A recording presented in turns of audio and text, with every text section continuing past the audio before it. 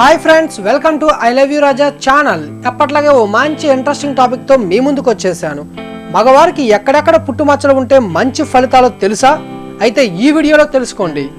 నొసలు సువిశాలంగా ఉంటే ఆ వ్యక్తి మంచి ఆలోచన పరుడవుతాడు, అంతేకాదు కీర్తివంతుడవుతాడు.